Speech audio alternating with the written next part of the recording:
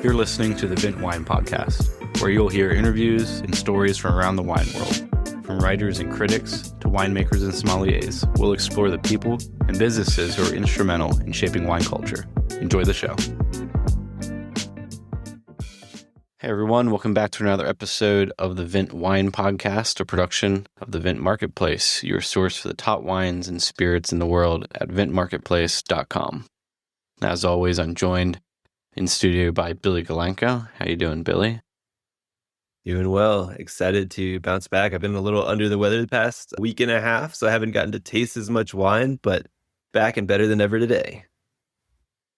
I thought you would drink port instead of Dayquil. That would have been an interesting idea. No, but it's been nice, I guess. You have a little palate reset ahead of my exam. I'm going to ramp up tasting over the next couple weeks again just to refresh myself on a few things, and we'll be good to go. We're less than 2 weeks out now. Wonder how many somms or industry workers who got COVID lost their sense of taste. Yeah, completely. I was actually thinking about the other day, my nose was just a bit clogged and I couldn't smell as well, and I was like, am I losing my sense of what a bad timing? But then I didn't. But I was like, what? I couldn't imagine what would happen if that was your job and you did. Yeah, forget taste. Just if you can't smell, you can't taste wine if you can't smell. Oh, for you sure. Just can't. Even it's hard to get ethanol from whiskey through when you got a clogged up nose. So even wine would be terrible. But yeah. Speaking of food and taste, or I guess we didn't talk about food, but taste and smell, we have one of our favorites of all time, culinary guests on our hospitality guest today. Bobby Stuckey's back for round 2. Super pumped on that. Yeah, Bobby's one of my favorite wine personalities, one of my favorite sort of inspirations when I think about the idea that if I ever had a lifestyle business, it would be a restaurant, which I will never have, likely, unless I'm very, very passive in it. But when I think about a life of service in the hospitality industry, I think of Bobby Stuckey, and he's also very deep in the wine world as well. And so he's a perfect fit for the podcast, and it was really great to have him back on. Yeah. Really pumped on having him. Everything from just being a master sommelier to being a master, as the saying goes, hospitality. It was really cool. This is our second interview with him. We'll recommend everybody go back and listen to our first interview with him, as well as Carlin, who oversees his wine program. But we'll dive into a little bit more about Bobby in a minute here. First, we want to get to this week's news. We have two for the people today. The first one is just a quick article on Dom Perignon. It's announcing a bunch of new celebrities that they're going to be doing collaboration bottles with. That's nothing new for Dom Perignon. Over the years, they've done Lenny Kravitz, they've done Lady Gaga bottles, they had a Basquiat edition recently. So that isn't what I really want to highlight as much. It's what I want to lean into is the new wines that they mentioned. They mentioned the release of the 2008 Plenitude 2, which should be delicious, the Rosé 2010, but then they also launched the 2017 or announced the 2017 and 2018 vintages at the same time. And I just wanted to point that out and say, I think that's weird. Yeah, the Plenitude 2, 2008, obviously a classic vintage. So that'll be super exciting. Not sure how many years it's going to be till I even get in the same room as that wine to be able to taste it. But yeah, the 17 and 18 vintages coming out at the same time. I wonder how long it's been since that's happened, because I'm just thinking of recent, was it 15, 13, 12 were the prior vintage wines that they made or that they released, or am I off on that? I think so. That sounds about right. Yeah, 15, 13, 12. Anyways, but yeah, in terms of releasing at the same time, I guess just has to do maybe with the ripeness of the fruit in one harvest that would speed up the time in which it gets to the style and complexity that they want, is maybe how to talk about it. Yeah. I think if anybody remembers our conversation with Mathieu Bicart last year, I would recommend go listen to that one as well. He was talking about how people's 2018s were going to come out far ahead of what used to be the old standard of 10 years before release of vintage wines. So I thought that I've had that in the back of my head since he's mentioned it, and I've seen a number of 2018s come out already. And I think you're spot on. 2018 was a hot, ripe year. So these wines don't have the acid necessarily to need softening on the lees for that much longer. They're just ready to go after a shorter time. But the 2017 coming out at the same time, it makes me think that the styles might be different. 2017 was a little bit more of a difficult growing year. So maybe they want you to try them both next to each other, and maybe there's one that different palates might like more than the other, and that's why they're releasing at the same time. Or maybe I was going to say the quantities might be low on one, but the quantities are never low on anything from Dom. Yeah. Yeah, I believe it was, unless you could correct me, I'm pretty sure 15 was the last release. So we're still waiting on 16, unless I'm totally wrong. But I was just trying to do a quick Googling. And yeah, no, I think that's right. And I think in some years, what was it, 2023? They weren't going to make any. So some years they just don't release a vintage wine. So yeah. I don't know if those are in the works or just not going to come. Sure. If it runs on the 10-year cadence, maybe next year. But I think the 10-year cadence is a thing of the past now for most wines. Yeah. Yeah. We shall see. I'm sure there will still be some holdouts in certain vintages, but I just thought that was interesting and worth noting. Everybody should go out and try some. We'll have plenty of both on the Vint Marketplace if you guys want to buy some in the future, but I'm interested to try both, see what the difference is. And then the second article is more apropos or timely to the summertime, and it is from the Robb Report, and it's about barbecue wines that you would have at a barbecue, what they call the 7 best wines. And what I enjoyed here, again, it's Robb Report, so these wines are all going to be above $50, but they didn't just lean on Bordeaux varieties or like things that are a little tired in terms of recommendations. So did you have a chance to look this list over? Anything stand out to you? Yeah, there's enough Syrah in there. We have Chateauneuf-du-Pape, Napa. Let's see, Australia with the Saint Henri, Penfolds Saint Henri, which is one that stood out to me. A wine that I was able to have a back vintage of recently, which was really great. And I think I agree, goes great with all kinds of summer barbecue. And then the one that we were talking about a little bit offline was the Bedrock, the Old Vine Zinfandel from Sonoma, which Bedrock in terms of quality Zinfandel in California, right up there with what we talked Turley, Ridge, everyone else who makes consistently amazing Zinfandel, and an industry favorite. Yeah. But for me, it was interesting. They had a Rioja on here. They had a Chateauneuf-du-Pape. They had a Syrah from Napa instead of a different variety. Maybe it's a Cab from Napa. But yeah, the standouts to me, I also love seeing just a Rioja around. This one was a blend of Tempranillo, Graciano, and Mazuelo, which is what they call Carignan in Rioja. So I think that's, for some reason, I've been on a kick lately that Rioja doesn't get enough appreciation. So glad to see that's there. But the two that stood out to me, one, again, I guess is Bedrock. I do love Bedrock, their quality across the board. I think Morgan Twain Peterson, the head winemaker and owner there, is a boss. So that's cool. We're still working actually to have them on the podcast, hopefully soon. I've mentioned I've been in contact with Chris Cottrell, the co-founder and the co-owner. So fingers crossed there. And then the other one that stood out to me was the two, I guess. One was the Sicily. They had a Nero d'Avola Pericone blend, just like the Sicilian reds in general.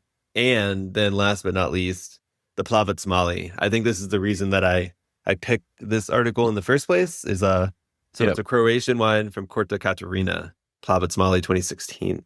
Yeah, and the notes underneath of that wine, I think, also provide really good context for articles like these. It talks about how that Croatian wine would pair great with lamb chops. And so when you hear barbecue, depending on what part of the country you're in, you might think about slathered up sweet barbecue sauce barbecue, like ribs and chopped pork, or maybe throw brisket in there. But talk about anything that you can throw on the grill and put some char on. We could go all across the wine world, look at fuller bodied white wines, even some like higher acid red wines. It would be really cool with across the board with things that you might throw on the grill in the summertime. So it's actually a pretty cool style of cooking cuisine that you get to be experimental with your wines. And so this list is a good place to start, but there's way more to explore too. Yeah. And just one more note on the Plavatsmali, to your point, why I really enjoyed it is mainly I went to Croatia, for those listeners who may remember, last year. And we spend a lot of time driving around where Plavec Molly's grown. And I probably had, I don't know, 15, 20 different Plavec Mollies. But what's interesting is it's right on the coast. So it is a big full-bodied red wine, but it is balanced. So they serve it sometimes with grilled seafood and grilled stuff coming right out of the water right there, but as well as some of these meats that are grown on the islands there and up and down Dalmatia. So everybody should go check it out, even though it's a weird name. I think they make a lot of really cool wines. So check out Croatian wines in general, actually. Yeah, don't you think the big thing to look out for when pairing wine with barbecue is just like the sweetness level of the like sauces or marinades or things that you're using? Do you think that's kind of a main concern when pairing? Yeah, I think I agree. I think sauce, number one, no matter what you're eating, but especially in barbecue when it can be really sweet. And then two is like how fatty your meat is. Yeah. I think that is also will help dictate which wine to pick. Hey, maybe a good time to pick some of these smoke-tainted vintages. Oh yeah. Yeah. People are starting to actually seek those out, wanting that smoky flavor baked in. Cool. I guess back on the food note again, shall we intro Bobby Stuckey a little bit more? Yeah. Again, Bobby, who among wine and restaurant industry folks needs very little introduction. Was a huge advocate back when we had first had him on the podcast. A lot of what we talked about, if you remember, Billy, was the industry's bounce back from COVID. And he played a huge role in helping to keep service workers, restaurant industry workers active. I don't believe they laid anyone off from their Frasca hospitality group during that period, which is, an incredible feat for an industry that was hit directly for several months or a little over a year, really, back in 2020. And so he provided great perspective on that back in our last episode. And then I think on this one just gave us a little bit broader perspective. We talked a little bit more about wine, talked again about the wine program and how he manages the wine program and the standard for hospitality and service in general across his many locations now as part of the Frasca hospitality group. Yeah, for sure. I think it's really interesting. We also, in the first episode, talked a little bit more about their wine Scarpetta that he makes with his business partner that also works in the Frasca group. So I think that was really cool. We got a little update on some of the new things they're doing with that. Fun note on that is my wife was in Kansas City for a work conference, and they went to what she called a James Beard, I think maybe nominated, could have been award-winning restaurant that was Italian, and she got a Scarpetta Barbera for the table or cool. the group. And she's like, "This Scarpetta brand, we like this, don't we?" And I was like, fun fact, we just had the owner on. And so she said it was very good and everybody loved it. So I think I've taught her well, which is nice. But yeah, to your point, the first episode, we really leaned into more of what makes Friuli special, which is a region in Italy that Bobby really champions and features prominently. In this episode, I think we really talked more about their general ethos, how things have continued to evolve in the restaurants, him opening a new location at a Four Seasons and some of the nuances that go along with that. We talked about a lot of elements that I would never have considered in hospitality, both, having a high-end restaurant in a college town and right next to a hospital. There's some nuances that I really just had never thought of before. Yeah, we keep mentioning the previous episodes. They really are a trio along with this episode. The original chat we had with Bobby a couple years back, and we'll post all of these down in the description of the episode. And then also the conversation we had shortly after with Carlin Carr, who is their wine beverage director across the hospitality group. Amazing knowledge of wine and really, I think, innovative in the way that she thinks about putting together wine lists across their properties. And then this one today. So those are 3 episodes that you should go and get a really full picture of the Bobby Stuckey world as it relates to his restaurant group and as it relates to his wine projects, both on the floor, serving wine to customers in their restaurants, as well as his work in Friuli and with Scarpetta. So check out those 3 episodes. Hope you enjoy this one. And before we get over to it, remember to check out our online wine and spirits store at vintmarketplace.com, where you can find a bunch of cult classics from Bordeaux to Barolo, as well as niche producers that your favorite somms like Bobby and like Carlin are drinking. We have one of the largest selections of inventory in the US, so the most competitive pricing for both enthusiasts and collectors. The marketplace is no doubt your go-to shop for stocking your wine cellar. So without further ado, we have Master Sommelier and owner of Frasca Hospitality Group, Bobby Stuckey.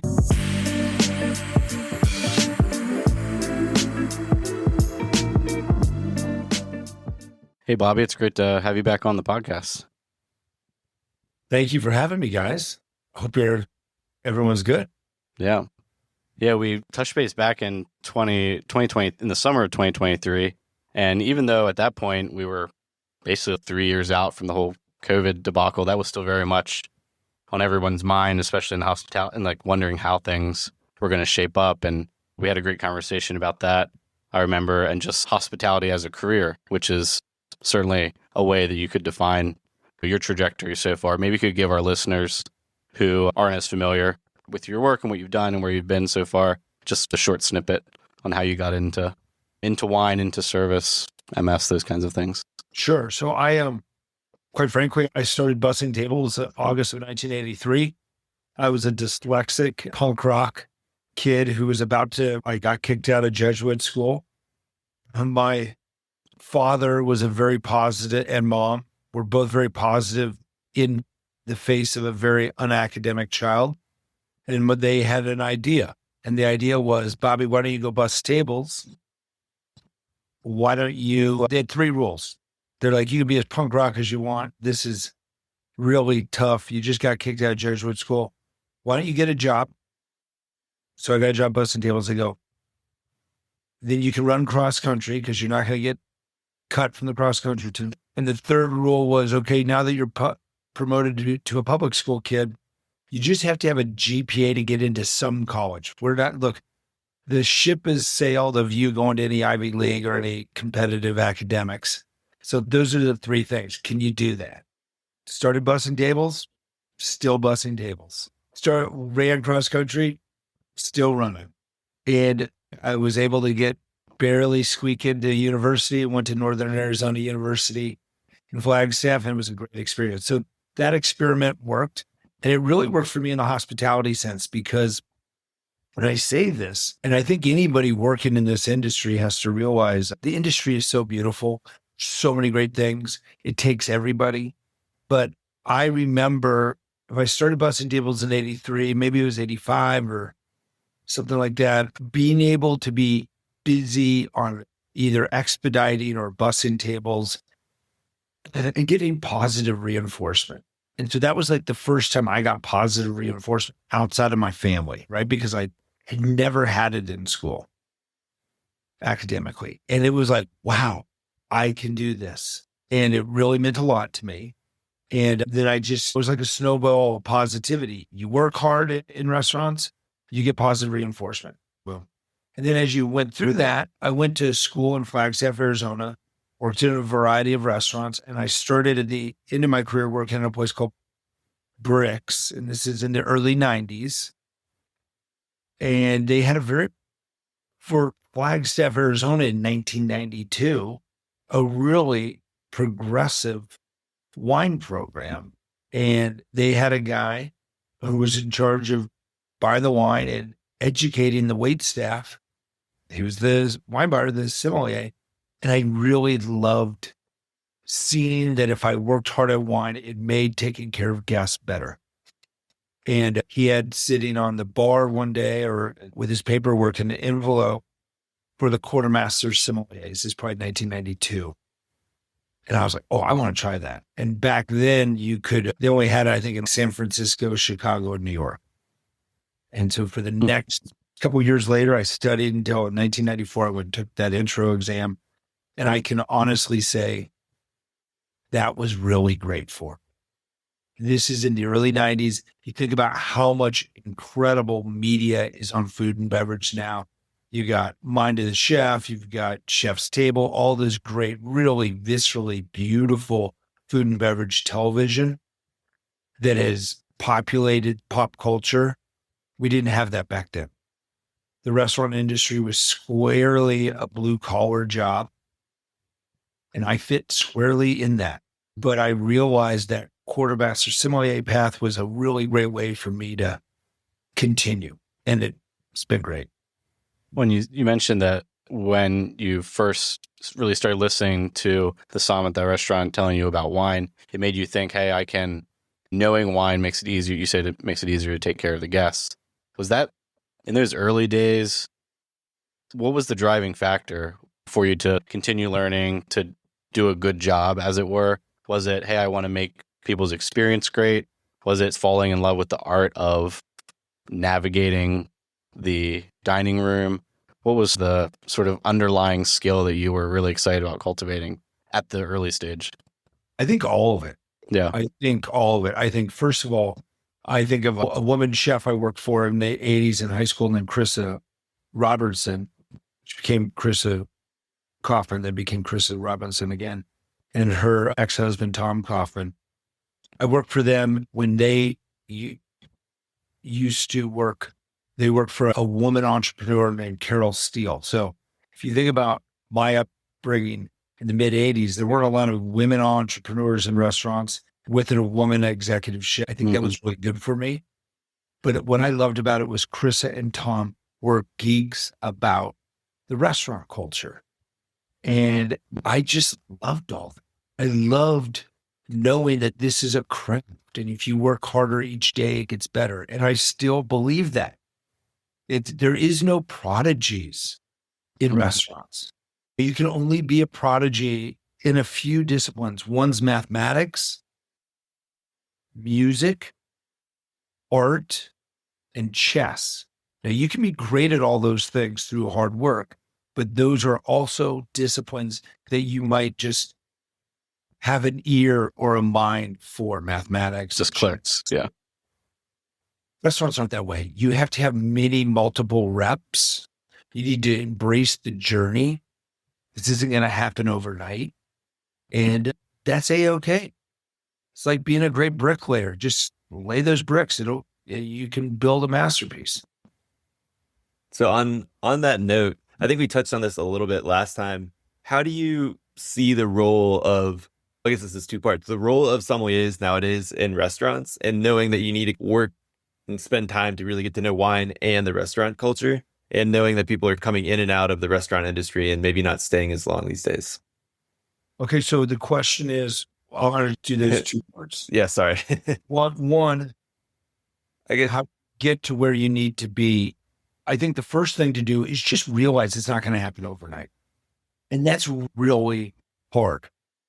It's really hard to tell somebody, hey, slow down to speed up.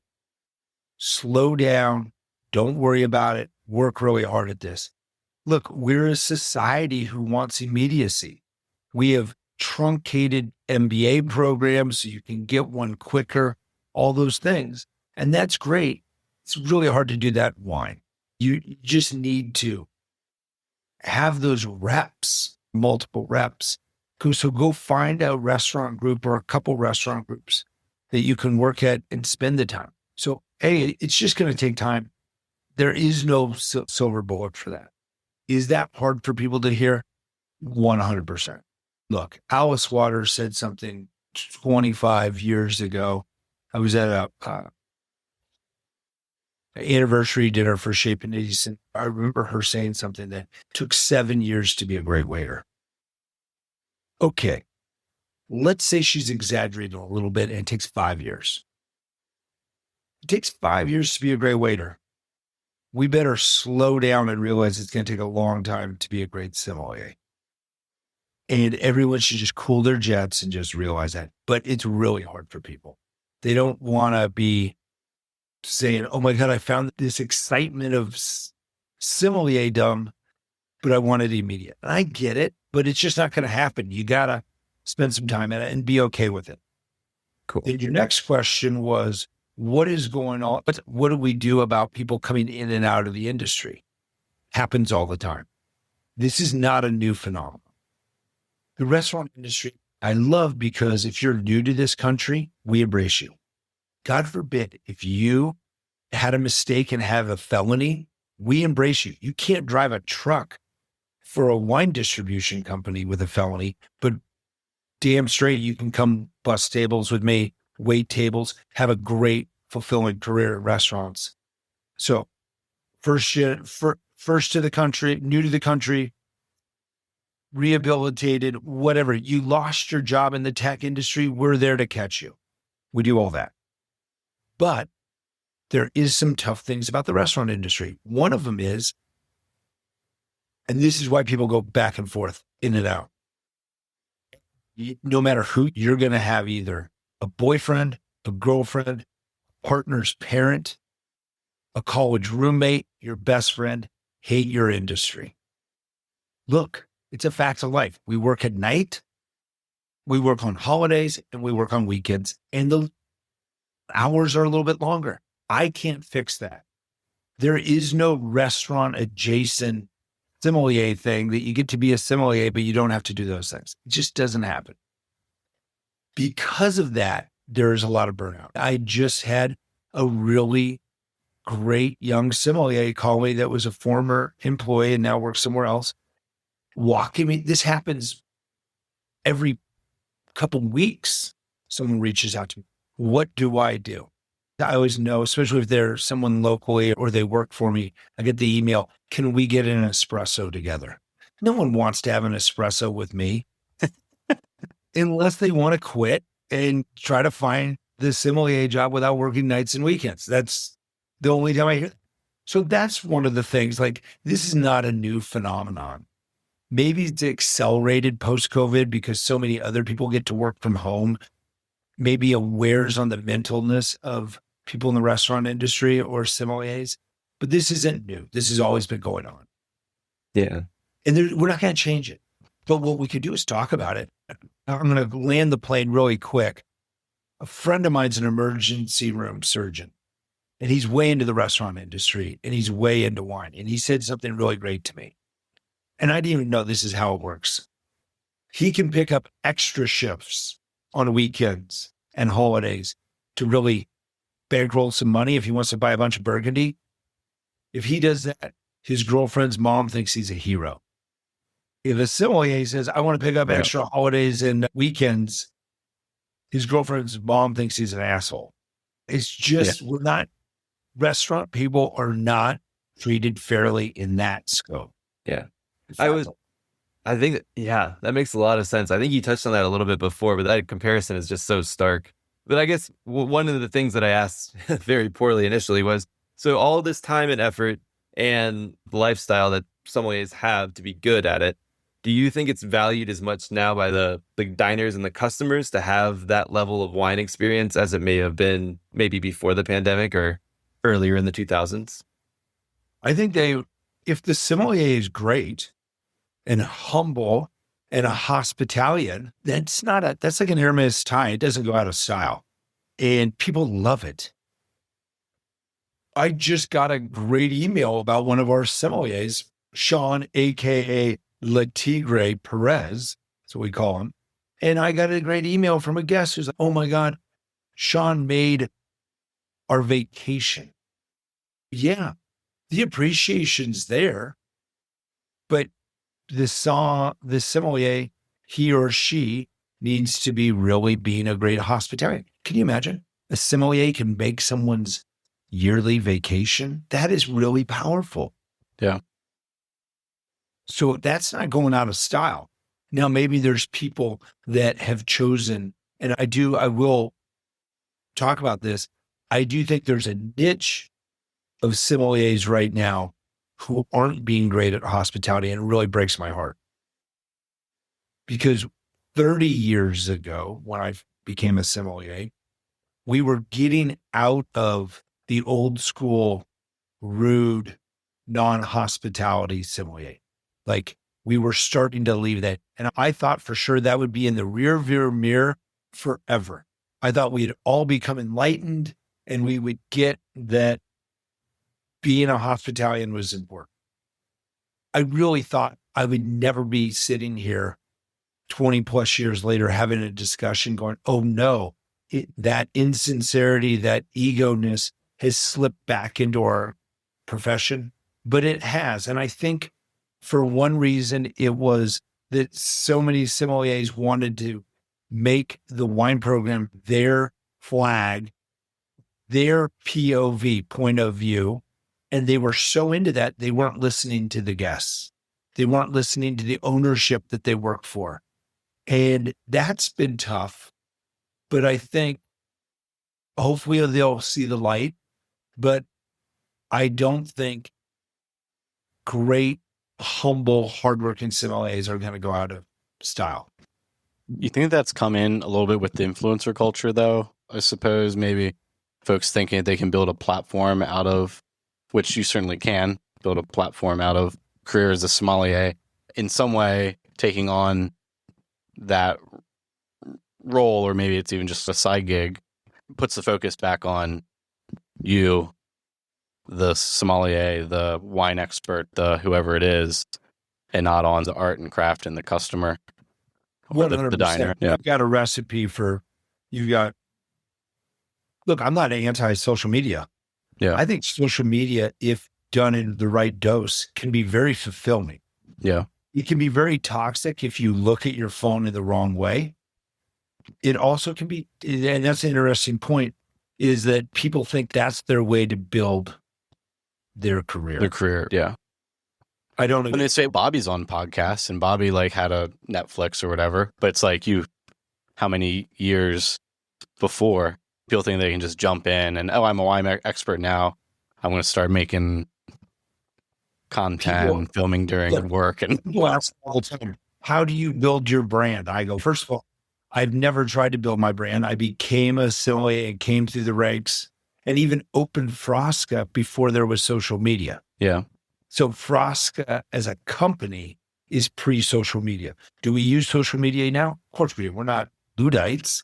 We know we need to have an Instagram account, but that's not how you build your brand. Build your brand by showing up nightly, putting it out on the floor to 100%, being great to your coworkers, being great to your guests. You do that over and over and over and over and over for a couple decades, your brand will be fine. Sure. Yeah. Yeah. And like you said, people want the sort of immediate gratification of it. I can certainly see a young Somm saying to you, like, old head talking about how just do the work. But there is no shortcut. And you either find that out right now or you'll find that out in 20 years that there was no shortcut. And hopefully you're the voice helping people see that there is no shortcut, like you said. Yeah. I watched Thomas Keller on the chef's table last night. My wife and I watched it. And we're very close to Thomas Keller Restaurant Group. It was wonderful for me. I loved my time working there. I would probably still be working side by side with Michael Manillo, Laura Cunningham, Thomas, had we not chose to move back to Boulder, back to Colorado to open Frasca 21 years ago. And I was watching the video, and it talks about the first time Ruth Reichel dined at the French Laundry, and Thomas was there, and Thomas talked to her. Thomas is amazing because he spent decades every night at work inspiring his employees and inspiring his guests by doing that work. Decades.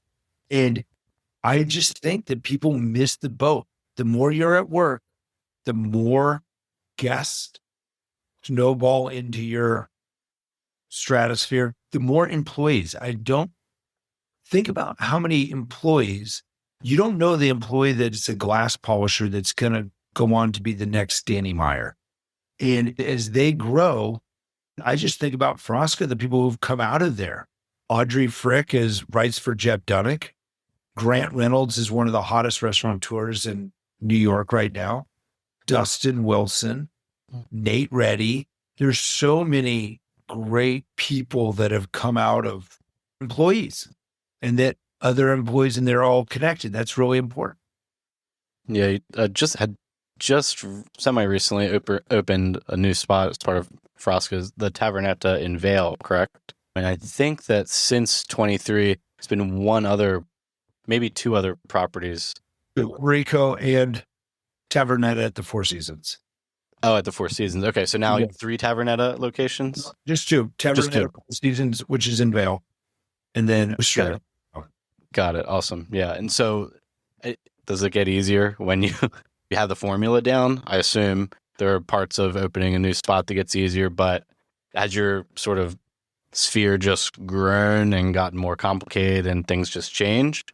Or do you have a formula in place now where you feel like you are getting exactly what you want from the culture in each place fairly early on? I have not found a formula. Yeah. You just kind of have to grind it out all the time. What I have found is that the best way I can be a benevolent leader is to find opportunities for our company to grow so people can grow within our company. It was a very selfish restaurateur our first almost decade because I didn't want to have other spaces. But if I was at Frosca 6 nights a week, I couldn't have a GM. People couldn't move up. Yeah. So I realized that people want to grow in this industry. I better provide things that they can grow in our company.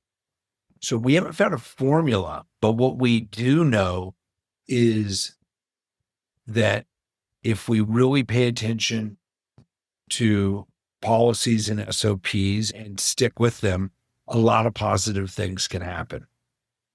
When we don't pay attention to those things, then we have to go back to the drawing board and rebuild. And you want to keep your best people, or like you said, you need to have space for those people to want to stay. And so I guess new locations are the big part of that. So I wanted to, on that note, I was actually going to ask along with service, but Italian wine as a whole, all of your spots, except for, I guess, maybe Sunday Vinyl, are more like the Italian theme, not just Friuli. Can you talk a little bit about how you've seen the perception of Italian wines maybe evolve in the past few years, maybe since we last spoke, and what's emerging in terms of trends or popularity among your guests? I think it's a really great renaissance for Italian wine right now. The La Palais team, Daniel Zanos and his team just had Convivio this weekend in New York. I wish I could have been there. Shout out to those guys. Bravo. I think about Carlin Carr, who's our beverage director. Superstar. She produces, and I say she, we help with the Frosca Hospitality Group, but it's her brainchild.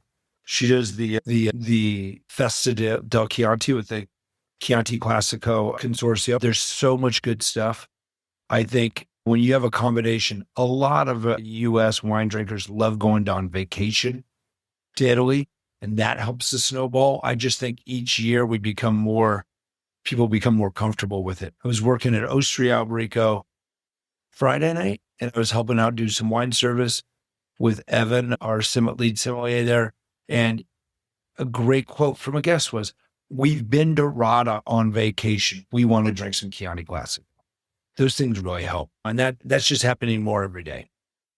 Have you seen, and I think I've seen it, so I'm based here in Los Angeles, a few of these more obscure varieties become either more popular. I've seen it in mainstream restaurants where they're trying to look for something more affordable, maybe by the glass, but that is still interesting, or even some of the natural wine bars that are offering something, even if it's not skin contact, but like a lot of Trebbianos around here and people being more open to trying these. Have you seen that kind of evolve over the years? Or are people looking for those classics that they know?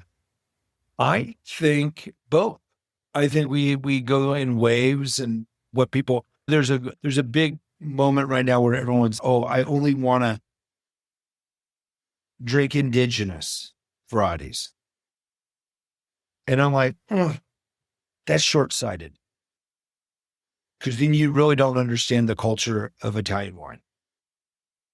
Because if you think of some regions, I hear sommeliers say indigenous versus international.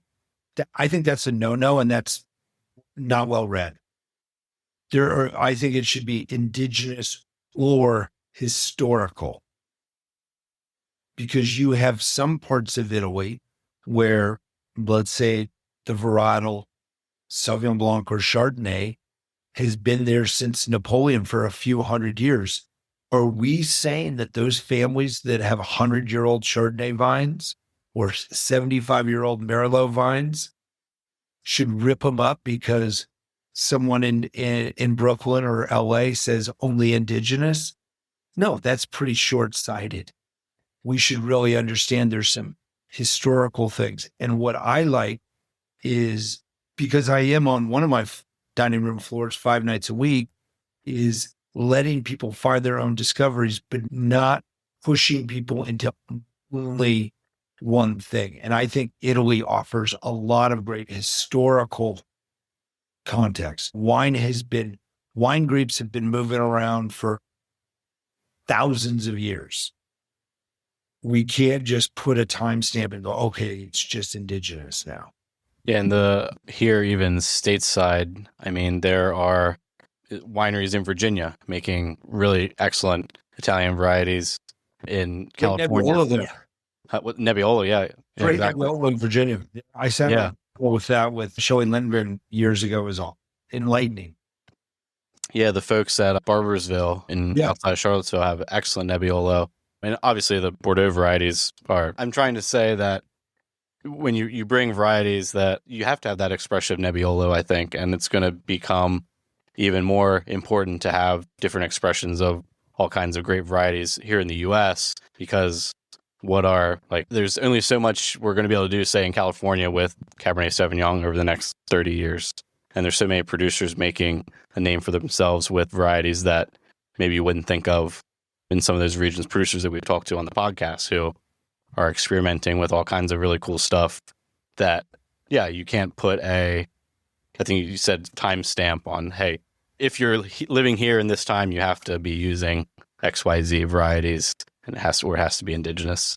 Yeah, I agree. Super short-sighted based on our small sample size of talking with producers and drinking wines from regions that quote unquote aren't supposed to have that variety or another.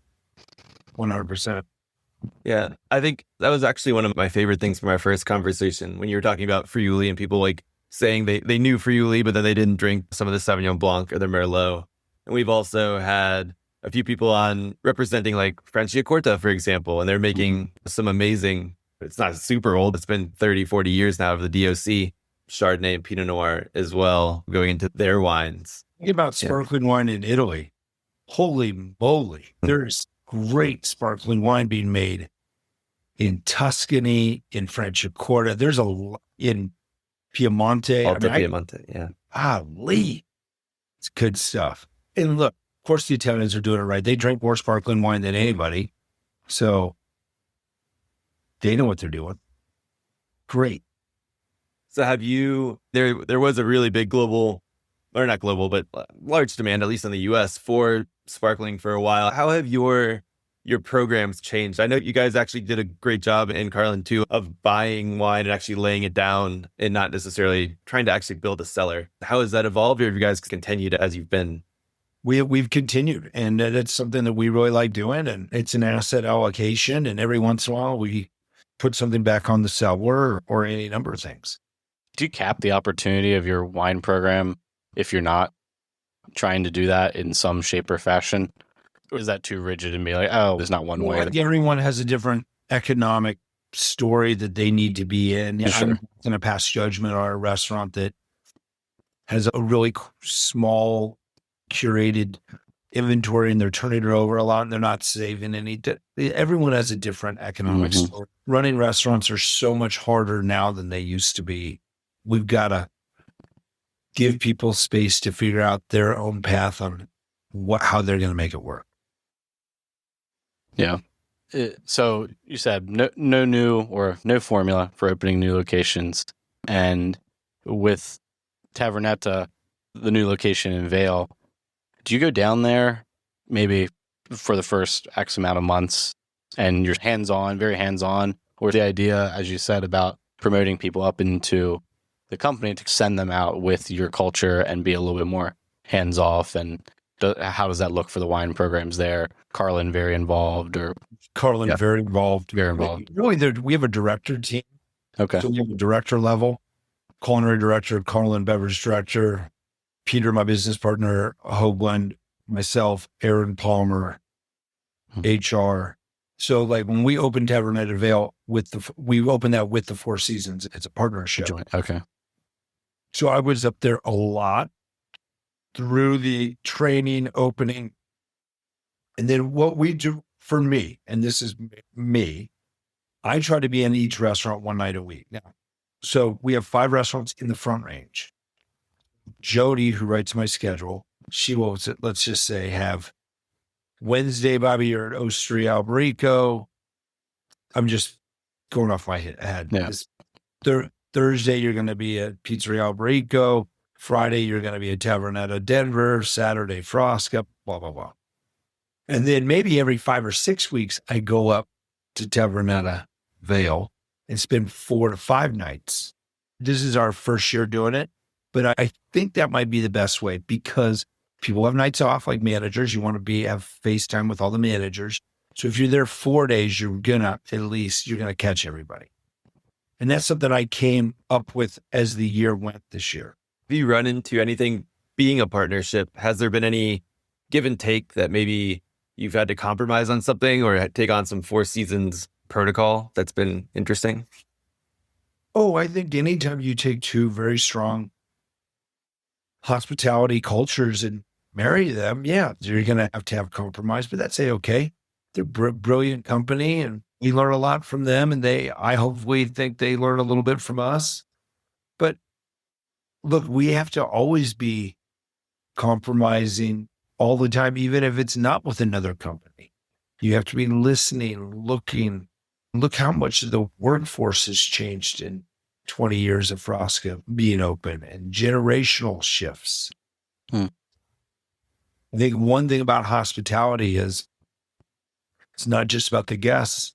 You have to be listening to everybody. One thing I wish people would do is use hospitality in intergenerational conversations. How I look at the world is completely different than how a 28-year-old looks at the world, especially now. And that's okay. Both the 28-year-old and the 55-year-old need to be able to listen to each other and build from that.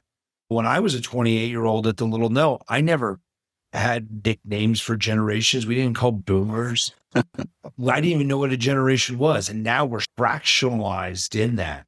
And each generation thinks they're the smartest. No, each generation's the dumbest until they figure it out. We're all figuring it out. And if anyone's saying, oh, my generation's the smartest, that they should go to the back of the line.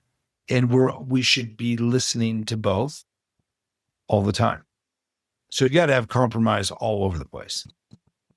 Yeah, I think compromise is thought of as it's a negative thing. Oh, you compromised, but it can also be the biggest opportunity, especially in something like this. You're going to listen, you're going to listen, you're going to listen, and then you're going to have to say, I've listened, I hear you, but I can't waver on this. That's not the direction we're going, yeah.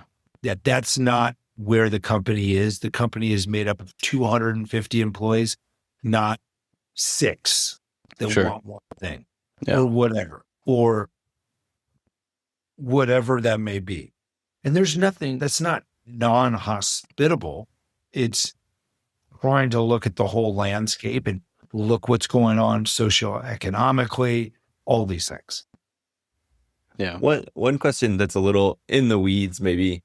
Is there some actual benefit of being in a hotel where maybe people have more time and they're less in a hurry? Can you do a longer decanting process, or is there something else that you can do because they're actually just staying where they're eating? Sometimes they have less time. Sometimes they have more time. You're in a ski town. Maybe people have a truncated amount of time because they're exhausted. They're at 8,000 feet and it was a great powder day and they're really exhausted. Anything can happen.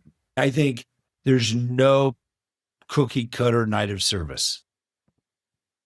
Yeah. It's interesting. The Stedman Clinic, it's a very famous medical clinic, is right next door to that Four Seasons. I did not even think about this in my hospitality thought process, but it's amazing how many guests come in because they're there to have their back fused, to have their knee replaced, to have their hip replaced. And they've come from all over the world to go to this clinic. Look, taking care of a guest that's really stressed out because they're about to have a massive surgery the next day. I didn't even know about that. I didn't think about that until this year. And now that's something added to my repertoire of, oh my God, I've got to be sensitive to this.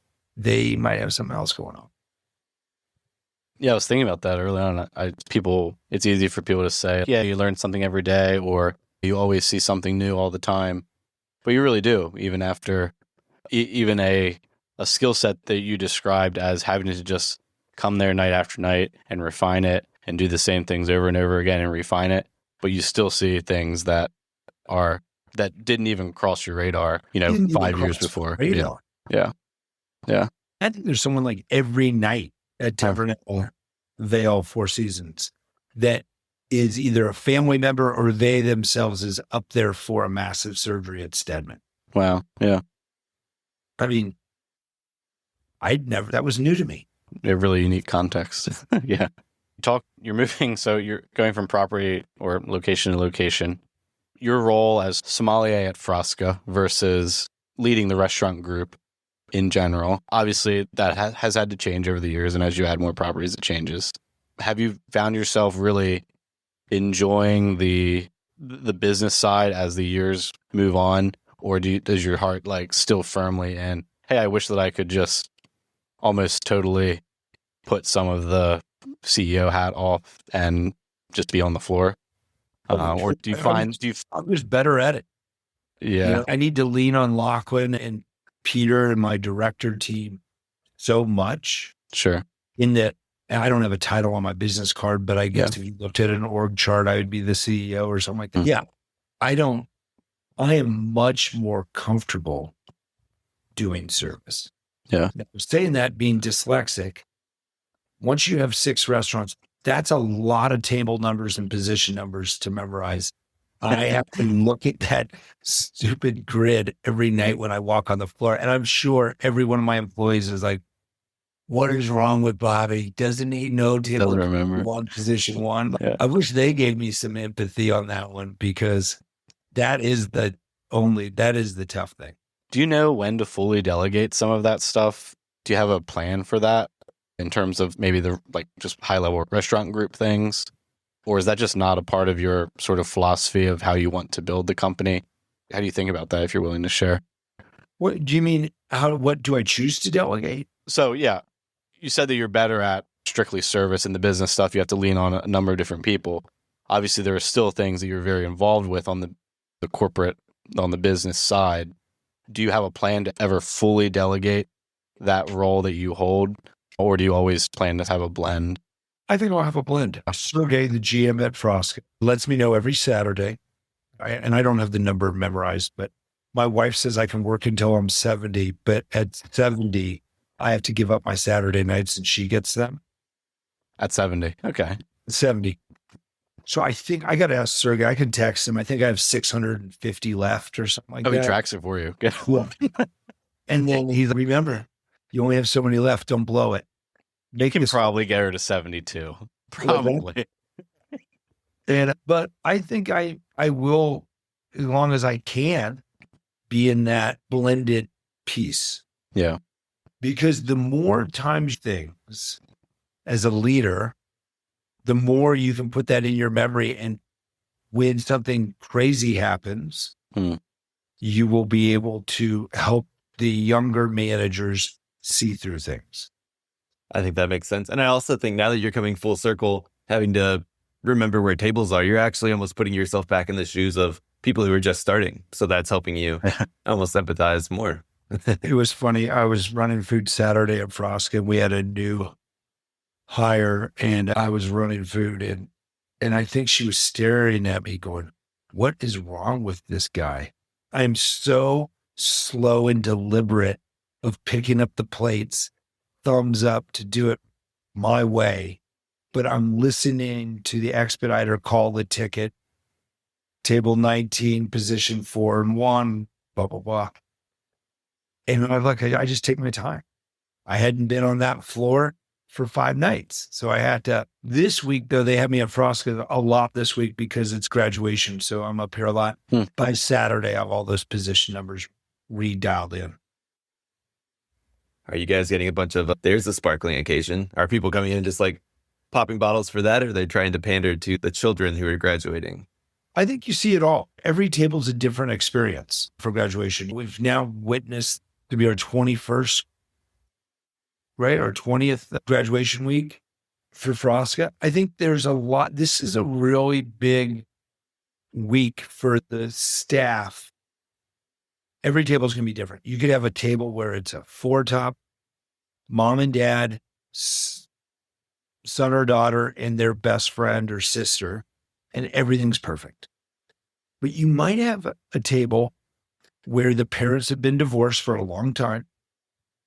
Parents have not been together in a relaxed celebratory moment in a decade. And we have to navigate that help them navigate that together. And it's very stressful. All those things are going to happen tonight and this week. And some of them will be celebratory, some will be very tense. And that's just wearing your hospitality hat, being empathetic. That's so interesting. I didn't even think about those dynamics either. Between that and the surgeries, it's like you never know what's going on behind the scenes of these tables. There's a couple, a mom and dad. So you come in to see you. If we are so lucky that they stumble into fraud when they drop off their kids, if we are so lucky as a company and we meet some great families, you might have them for 4 or 5 years. They might come out parents' weekend. They might come out spring something. You get to, in fine dining, if you have someone dine with you a couple times a year, they're super regular, right? Like it's not a neighborhood restaurant. And so if we have these people for 5 years, if a kid takes a victory lap, you have half a decade of 3 or 4 times a year, you really know these families. And our team really knows a lot of these families. And this happened a couple of years ago. A family member reached out to me because he knows that we know them. And he's like, hey, I got to talk to you about something. I'm really stressed. This is the dad. He goes, Georgia, I came into her life. I'm not her biological father. I came into her life year 1, and I've raised her and adopted her. The biological father wasn't around for 20 years. He's going to be at dinner. I'm really stressed. But I know that Frosca is our home as a family. I just wanted you to know because I think your whole staff thinks of me as the only dad of Georgia. This is a couple years ago, graduation. I said, okay, man, we got it. We got you. That's like a different level of having to pay attention to things. The guy's being vulnerable, but he's also being celebratory.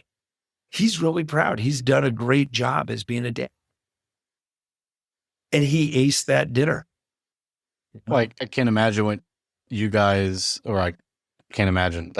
I'm trying to picture the experience that someone would have at a restaurant and several times over to even have in their mind that, oh, I'm stressed about this. I should email Bobby, who, because I know that they are going to play a role in to that level, that they need to know this sort of intimate detail. I think that speaks to the quality of the service, the attention to detail of the other, call it whatever, 4, 5, 6, 7 times that they had been there in the past. You wouldn't even think, I don't know if I've ever had a thought like that at a restaurant I've been to. So it just speaks to the quality of that experience. You cultivate that intentionally, obviously, and you have SOP and other things in place that's on the mind of every food runner, server, sommelier in the building? We're just always trying to collect information about our guests and let them have a great experience. We call it collect the dots. If we collect the dots and then connect those dots, we could build some really great experiences. And that's our goal. Is there a reason why every restaurant shouldn't or wouldn't be doing that to some level? I can't speak for other restaurants, but it doesn't happen overnight. It's not instant. It's a lot of little touches to try to pull that off. Yeah. In the closing time here, I wanted to swing by Scarpetta as still, in terms of like your amount of involvement, where does that fit into your sort of week by week, month by month, year by year? That's a great question. Scarpetta is now 18 years old. So wow. It is a very mature, robust business. My business partner, Lachlan, really is the CEO of Scarpetta. Okay. And that's a big deal. That's a big winery in all 50 states. We do it all ourselves. We don't have a national importer run that for us. Hmm. That's in-house. We've got built out 5 regional salespeople. Lachlan really runs that. And then over the last 18 years, 20 plus years, we've been always helping importers with wineries in Friuli find importation in the US. And about 2 years ago, we started a small importing company that dovetails dovetails into Scarpetta called Benvenusa. And it really represents some of this new generation in Friuli and Italy as winemakers. And we have a small portfolio there that also falls into Scarpetta. And Lachlan runs that. And then Lachlan will go to me and say, Bobby, I need you this many days a year. Let's say it's 40. Sure. In the marketplace. So my next on my calendar, or I might be used on a situation like this in a Zoom situation doing a sales meeting for a distributor. But he might send me. So I go to Chicago later this month. I'll work with the Midwest with Alan, our Midwest sales manager, and break through our distributor. And I will do Tuesday night, Wednesday night, Thursday night, fly home Friday. Mm-hmm. And so that's how they use me. But I would never pretend that I'm the guy running Scarpetta. That is solely Lachlan. He does an amazing job. I could not do that. You're ending up on the ground, the Friuli. You're on the ground there a decent amount as well. Yeah. And you have a home there? You know what? We stay at La Sabita, which is like our same hotel for 2 decades. But Scarpetta did a wonderful opportunity presented itself, and we did buy a couple hectares, routars in the Collio, and it does have a home. It's not livable at the moment. There is eventually Scarpetta and Benvenusa will have that, but it's early stages now. Very cool. Very cool. Have you guys expanded your portfolio in terms of varieties, or is that you're just deepening your availability of good fruit or quality fruit? We haven't really added a varietal in a while, but we've been really focused on, I guess, maybe Cabernet Franc was the last varietal we added, and that was a few years ago. I think working with these families for Benvenusa has been a lot of our emotional wattage, per se. Very cool. We'll have to check out that portfolio. That's exciting. It's really cool. There's some really great producers there and a lot of them have never been available in the United States. We talked earlier in the podcast about putting a spotlight on different varieties, but it's also varieties as they're expressed anywhere around the world. There aren't enough, I guess, labels in the U.S. that are celebrating the place versus the variety. And obviously a consumer seems to always be looking for a variety on the label, but good to have producers bringing in wines in celebration of place versus in celebration of this is the grape you're getting, XYZ. Yeah. This is great, Bobby. I appreciate your time again. Always great because we talked to a lot of producers, talked to a decent amount of writers, folks who write about wine and critique wine, but much less frequently folks who are serving it nightly and are leading teams who are serving it at such a high level, building stories around wine for people, experiences for them that they can associate with the great wines or the great meals that they have at your properties. And yeah, it's a really cool perspective to hear more about that and your philosophy behind this. So I appreciate you sharing. Thank you so much, Brady and Billy, and thanks for having me. You guys have a great week.